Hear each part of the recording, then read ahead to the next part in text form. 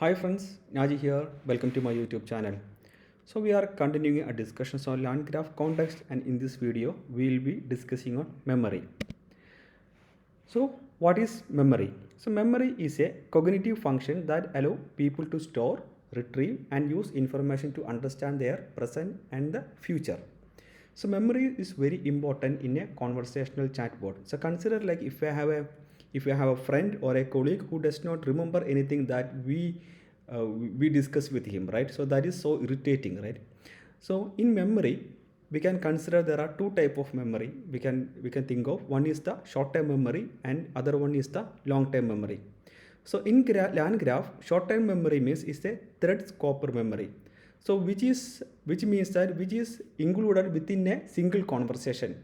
Okay, and this will be saved into using the checkpoints, so that we can discuss more when we do the practical example. So in a single terms we can say that short term memory is based on a single conversation.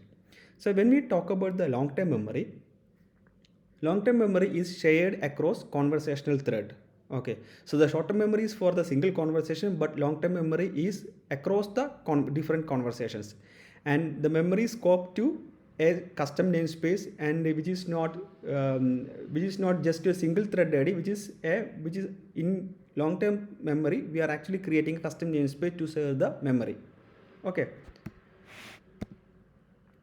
so this is the diagram that is provided by the LangGraph. So this is the short-term memory in which we are only discussing, or we are only focusing on a what do you call it, a single conversation, and which will be saved to using the checkpoints. And if you look into the long-term memory, here we can see multiple chat threads, right, or conversation threads, right, which will be saved into a store, and which will be which will be fed to the LLM to make decisions. So when we come to short-term memory, so consider if we have a long conversation happening between the chatbot and the user, right? So in that case, there is a problem. So all the LLMs have a context limit or context length limit, right? So what if like the conversation is increasing more than that particular limit?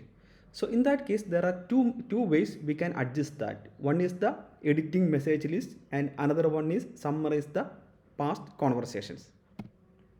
Okay, so let's see what is editing message list. So in editing message list, it is very clear from the diagram, right? So what happened? We are only skipping few past histories or past conversations, and we are taking only the few from the recent conversations.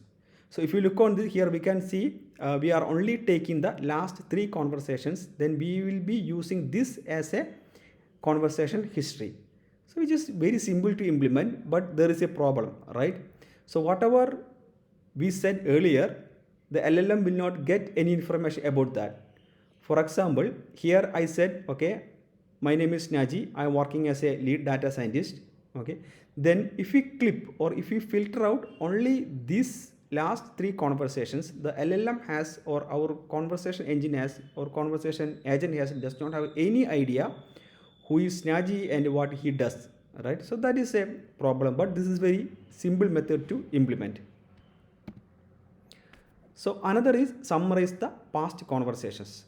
So what does means? What does it means? It means like we will be creating the summary of the previous conversations, which will require like some extra steps, because summarization need one of the LLM. We have to use one of the LLM to summarize the data. But the advantage is it will have all the relevant data. All the relevant information will be available, but some of the information will definitely will lose, but we will have most of the information in form of a summary. So that is the advantage of using this. Okay. So coming back to the long-term memory. So long-term memory is in long-term memory, LangGraph allows system to retain information across different conversations or sessions, right? And what we actually does is we will be creating a namespace, and all the conversations will be saving within this namespace.